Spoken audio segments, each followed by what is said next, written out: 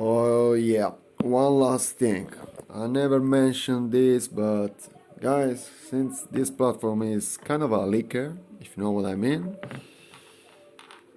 that's what you should also do.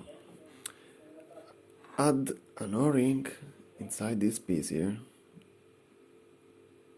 to prevent leaks from the barrel, or actually leaks before air travels through the barrel.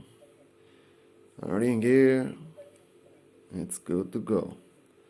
Of course, since it's flexible, it gets pushed on its own by the platform, and that's it. It's a nice improvement, seriously. It also keeps the barrel from moving, it's not loose, it's seriously tight when it's closed, and honestly it improves accuracy.